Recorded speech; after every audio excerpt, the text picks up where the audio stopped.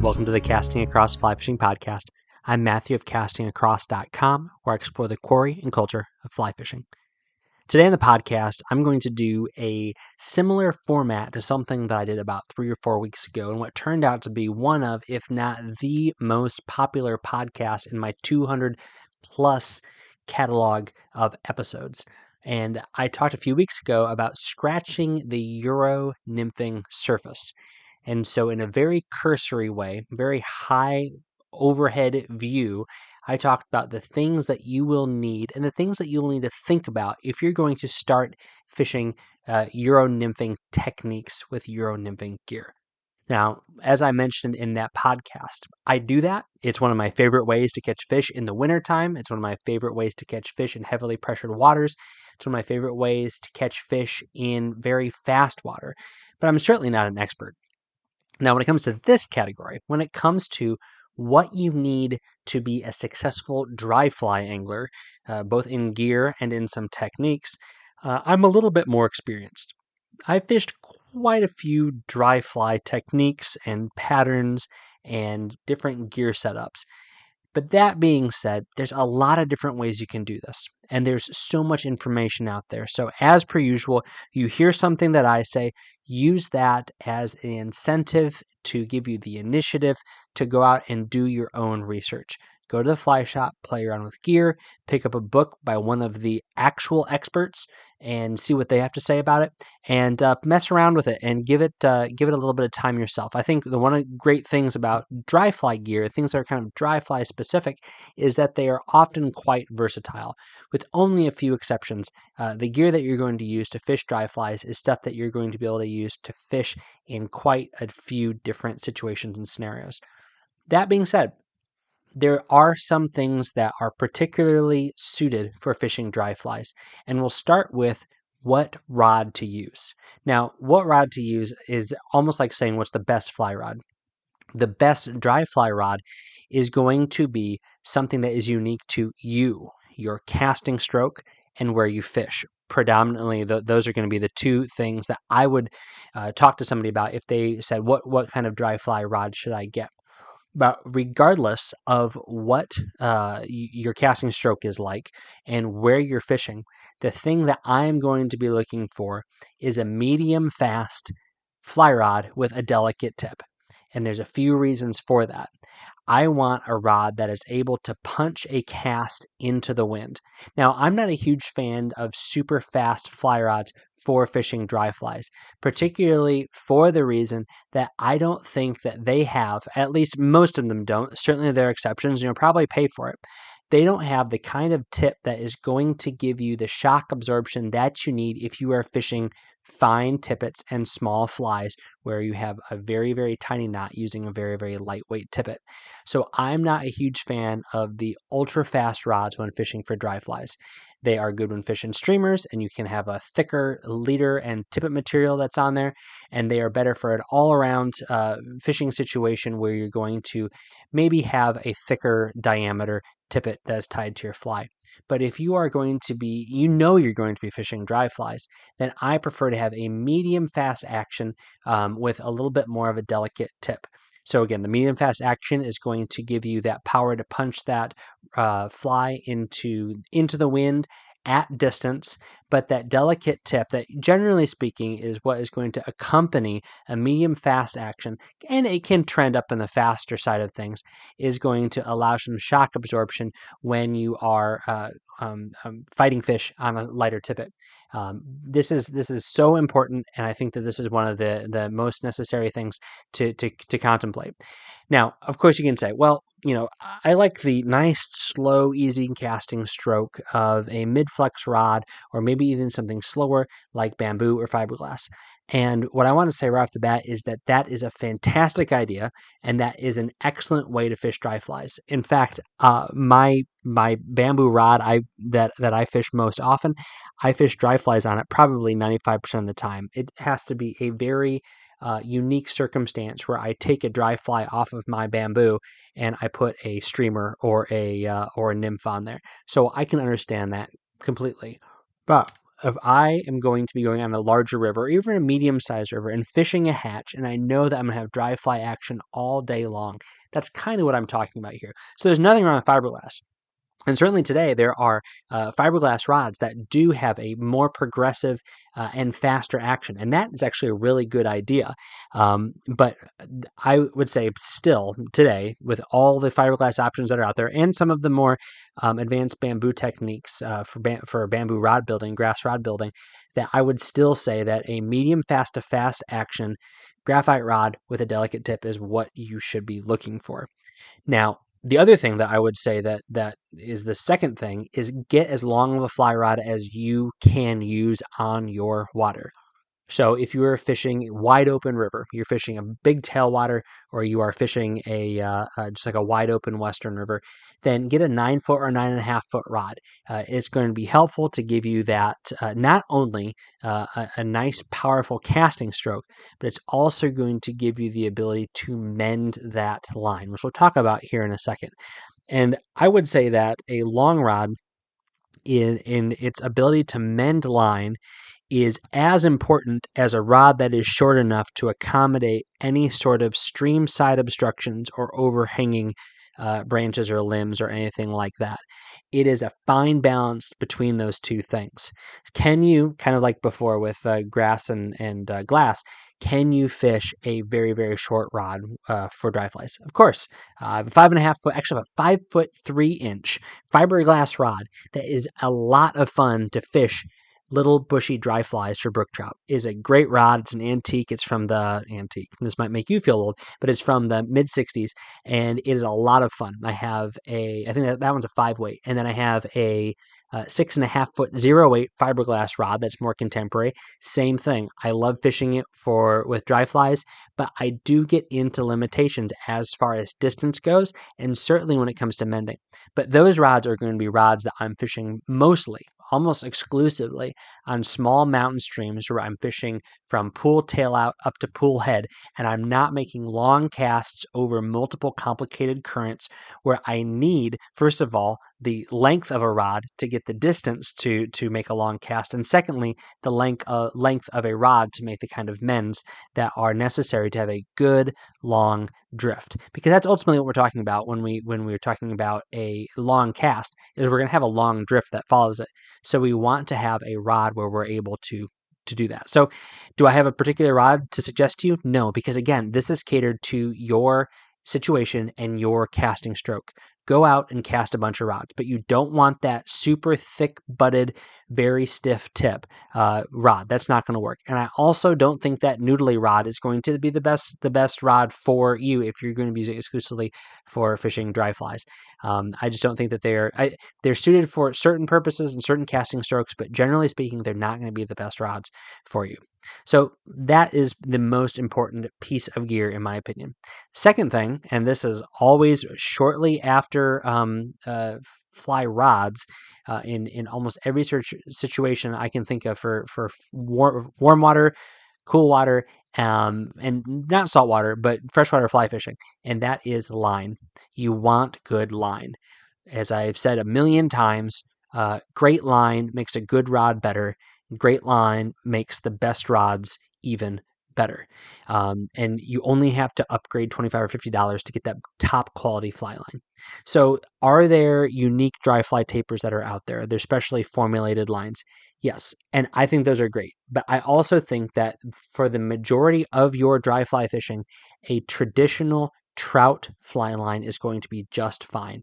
It is going to have a nice long running line, and it is going to have a gradual build up to a moderately long belly, and then a nice gentle taper into the tip terminal end of that fly line. So I think that is a fantastic choice. It's just a normal trout line. You can buy the best version of that, and you're going to be under $100 with 9 out of 10 manufacturers. So that's great. Now, if you are fishing on a very, very glassy spring creek, some of the spring creek delicate finesse style lines are going to be really, really good. I think that they're actually worthwhile if you know you're going to be fishing on streams where you're going to want not just a delicate presentation of your fly, but of your entire fly line. You shadow a fish, you line a fish, you are going to be in trouble more often than not.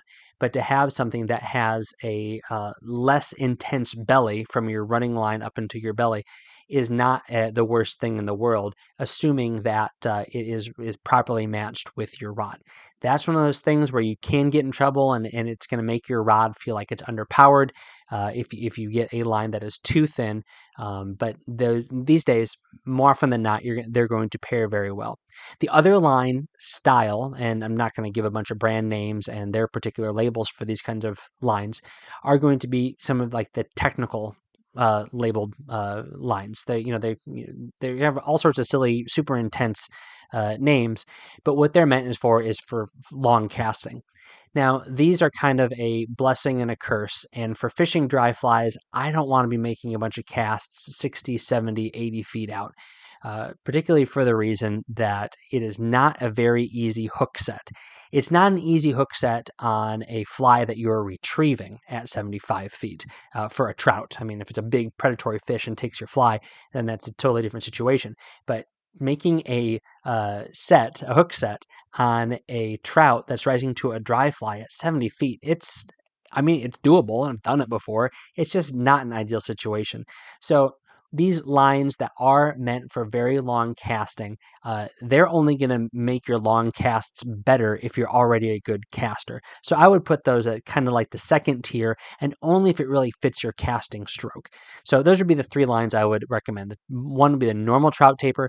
Secondly would be some sort of finesse taper. And thirdly, it would be like a technical or long distance taper, depending on your casting stroke. And again, every manufacturer is going to have different specs. There's going to be overlap, but these are three things to look for in the labels and the descriptions of your fly lines. The third thing that you need has nothing to do with spending money, has everything to do with practice. To be a good dry fly fisher, you need to be able to cast accurately at distance. I was saying a minute ago, 60, 70, 80 feet. That's not necessary, but 60 feet, 50 feet, 40 feet, that's where the money is. That's where you want to be able to drop your fly in a hula hoop or smaller target. You might say, that's, first of all, that's unnecessary. Okay. In my humble opinion, that is attainable by most of us if we put the time in to practice. And if we can't attain that on our own, then that's where maybe a little bit of time, energy, and effort, and maybe even money to get a professional casting instructor to give you some tips can really help. I didn't think I needed any help with my casting, particularly my casting at distance, when I was in my late 20s and I was fly fishing all the time and I was teaching casting. And then I had a professional casting instructor observe and made me do just one or two little things, and it increased the efficiency of my casting stroke exponentially. I had to do a whole lot less, and I achieved a lot more. And again, I didn't go from being the best fly caster to a world class, but I went from being a pretty good caster at distance to a even better one. And that came with just a few tips from a professional. And part of that is you can't see yourself cast. And unless you want to invest in the equipment to do that, it's great to have somebody who can diagnose what's wrong, because there are so many variables in a fly cast. And that can be one of the most helpful things. But regardless if you get somebody to help you or not, practice, practice, practice. Being good at casting the gear you have is going to make you a better angler, and it's going to make your gear work better for you. Or it's going to make you determine that I need to make a change in my line or my rod. All right, so rod line practice. Fourth thing, also nothing that involves money. It's mending. Know how to mend, know when to mend, know how to read your fly line as it's moving across the water. Make sure your fly line is clean, that it is not nicked up. Maybe even that you've applied some sort of very light fly line treatment to it, so your fly line is floating. That's going to accomplish two things as you're making dry fly presentations. First of all, it's not going to sink your fly. Your fly is going to already be struggling against maintaining buoyancy in the first place. You don't want the terminal and the tip of your fly line to sink and pull that fly down anymore.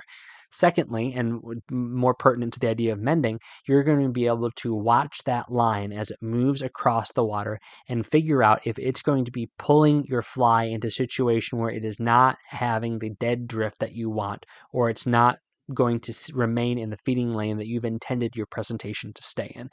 If you watch that fly line and you know how to mend, and all mending is, this is not super easy or fun to necessarily describe on a podcast, but using the tip of your fly rod, you are going to be moving that fly line so that it is not moving at a speed in the current, or it is not moving in a current at a speed that is going to adversely affect the downstream presentation of your dry fly. It's not going to pull it either faster downstream than the speed of the current, and it's also not going to pull it across or in an unnatural manner. Now, will fish bite flies that are doing those things? Absolutely. They're just fish. But that's not the ideal or the optimal thing that you're going to try to replicate. So pay attention to your fly line, learn how to mend, learn ways to mend that doesn't jerk your fly a few inches, learn ways to mend that makes it so that you are doing less mends for any given drift. Obviously, there's going to be some sort of drifts and currents that you're going to be constantly fighting against. But then also, and this is kind of a corollary thing to practice casting and also practice mending, learn how to cast in such a way that the least amount of fly line is on the water, and that you're putting your fly line as far upstream as you possibly can, so that you are not having to deal with mending as much. So there's a whole lot more that could be said about mending. That's a whole podcast unto itself. But again, I'm not sure describing mending for 20 minutes is necessarily riveting listening.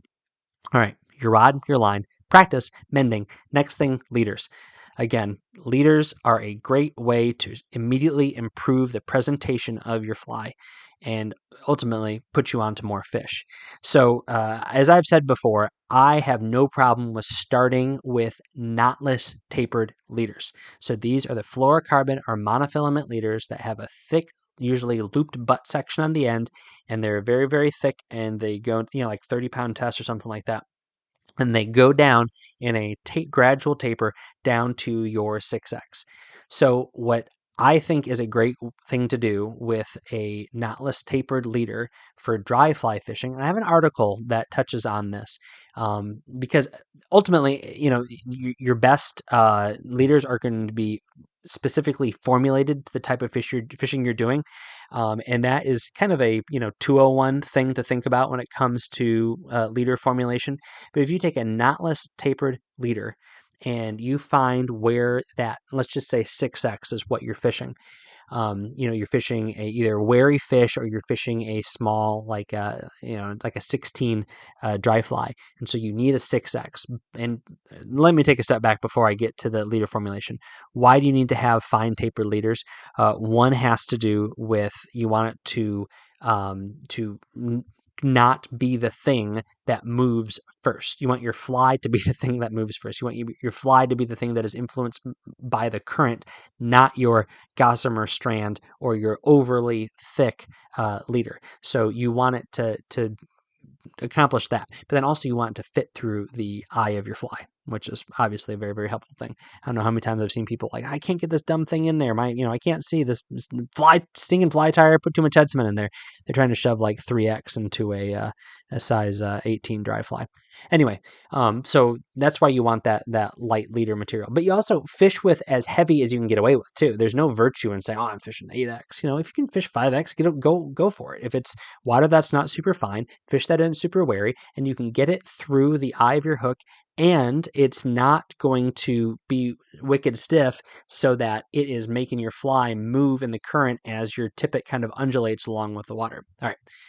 So going back to that 9-foot knotless tapered leader, you say it's a 6X, get your 6X tippet in one hand, a little spool, and your knotless tapered leader, and find where that knotless tapered leader, where it kind of is beginning to make that transition from the thickness of 5X to 6X. There's not going to be one perfect location because it's going to be gradual. And then I snip that off. So now I have probably something, if it was a 9-foot leader, probably have like a 7-foot leader. And now I add another full arm span. So for me, my wingspan isn't your wingspan supposed to be as tall as you are? So, I mean, it's whatever, 5 5'8" on a good day, but about 5 feet, between 5 and 6 feet. So I'm not 5 feet tall. Okay, I'm certainly not 6 feet tall either. So now you have something like a 13 or 14 or 15 foot leader, and that is not too long for a good dry fly presentation. Ideally, you're going to have something that is going to be between 10 and 13 feet. If you are making long casts, and not super long casts, but even 25, 30 feet, having a little bit more tippet material is incredibly helpful. There's so many leader formulas, but I guess my ultimate encouragement with this is not a perfect length. I know I've made a couple of statements about that, but it's having a leader that's a little bit longer than you think, and has a longer length of tippet than you would normally use a normal knotless tapered leader. I like to have at least 4 feet of like 6X if I'm fishing a 6X tippet. I don't want to just put 2 feet on there. I'm also not comfortable in just tying it on the end of a brand new knotless tapered leader. I want at least 4 feet. So 6 feet might be overkill, but 4 feet is what we're talking about. And then also make sure that you have the tippet material length, width, diameter, that is going to fish well and also fit through the eye of the hook. So rod line, practice mending, leaders, and floatants. Have a variety of floatants. And if you're only going to have two, the two is going to be a regular liquid floatant. Now, I will give some product recommendations. I like Loon stuff, so their Aquel, their normal liquid floatant is great stuff. And then I can't think of what it's called, but their fly shake. You put it, it's to dry off your flies. So the liquid goes on first while the fly is dry, and it's going to keep it riding high. And then the fly shake is going to be what you put it in, and it's a desiccant and also a treatment to keep it flying. It's going to come out looking like a cotton ball, so you blow on it. Their stuff is great because it doesn't leave an oil slick. It's all natural stuff, so it's not going to leave a greasy fly.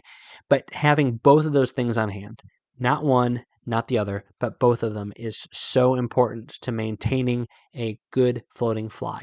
And also, don't hesitate to clip off one fly and tie in the exact same fly while that first one dries off. Sometimes making those fly switches from one version of one pattern to the same pattern, just a different fly, is a lot faster than hassling with pulling that fly in, blowing on it, smushing it in your sleeve, maybe smashing it in those mushroom patches, and then drying the thing off. Sometimes if you're doing that too many times in a row, just snip it off and put on a new one. Don't hesitate to do that. And then the last recommendation, flies. But I mean, you got to find the flies that work for you. But what I would say is get some nice general flies, because one of the joys of fly fishing, in my humble opinion, is catching trout on dry flies when there's not a hatch going on. So this is most easily accomplished when there's terrestrial activity. So fishing, ants and beetles and hoppers and junk like that. And that's a lot of fun. But getting fish to rise to a very well presented mayfly imitation when there's not a ton of mayfly activity, or maybe even skating a caddis, totally different conversation than we've had today, and getting a fish to strike when there's not a bunch of caddis buzzing around, that is one of the best and most fun things. It's challenging, but it's one of the best things about fly fishing, in my humble opinion. So that is a very quick primer on what I would say the top 7 things that you need to really take your dry fly fishing seriously. Again, a lot of this is going to be catered to you. A lot of this is going to be catered to where you fish. But take what I have offered up today and use it how you wish, and see if you have everything you need. See if maybe you need to make a small investment to take your dry fly fishing to the next level. This week on castingacross.com, Monday's article is called Gun Hunting Last Day. Gone hunting last day. This is like 7 pictures, only a couple of sentences, but Monday was the duck closer where I live here in Massachusetts, and so I had to go out even though the weather was terrible and there was only one bird, only one shell got used between 3 of us, and that wood duck is still flying somewhere. But still, it was good to get out and some pretty pictures of a chilly January day. Wednesday's article, generating a little bit of interest and conversation, is called Fishing Idaho, Gold in Rainbows. Fishing Idaho, Gold in Rainbows. Idaho, the state, on the South Fork Snake River has instituted a bounty on the rainbow trout. It's because rainbow trout occupy the same ecological niche as the Yellowstone cutthroat, and they want to preserve the native Yellowstone cutthroat and allow their populations to thrive. And the only way they see to do that is to take out the non-native rainbow trout. And so to add anglers to the roster of folks pulling fish out of here, not just the biologists, no anglers doing it, they have implanted, I believe they're like RFID chips. They're little chips. They punch them into the snout of the fish, and then you cut the head off the fish, and then you put it in a cooler, and then you could potentially win $1,000. There's a lot more to it than that, both from a biological standpoint and also from a program standpoint. But to get all the information, go over to castingacross.com and check out Fishing Idaho Gold in Rainbows. Okay, this week's recommendation on the podcast. I actually stopped the podcast, went over to loonoutdoors.com and looked at their collection of floatants because I have all 4 of these in my drawer. I usually only use one, but I have used all of them. So Loon has an assortment of 4 float powders, or little float shakes, as it were, because you got to shake them to apply them. The one is called the Top Ride. This is the best seller, the one that I use the most. And what it is they're drying pellets, like I said, as well as a dust. So the pellets dry, the dust adds a floatant to the fly. Now, there are the 2 products that go into Top Ride are called Easy Dry and Loon Dust. So you can buy a jar of just the drying pellets, and you can buy a jar of just the drying dust. And there would be particular reasons that I'm not going to go into right now why you do use one or the other, but they're great things, great products. There's one more product they sell called Blue Ribbon, and this one's great, and I've used this for tiny little dry flies, and I've used this when I've fished CDC and on spring creeks. Very fine powder, so it's not going to cake up in the same way that a normal fly floating powder would. And so that's called the Blue Ribbon. Every one of these products is under $10. It's going to last you at least a season. But I will put a link to the collection of Loon Outdoor floatant powders on the show notes for this page on castingacross.com. Thanks for listening to the Casting Across Fly Fishing Podcast. Please subscribe to your favorite podcast app and then rate the podcast on iTunes. Then head over to castingacross.com for 3 posts a week on the people, places, and things that go into the pursuit of fish.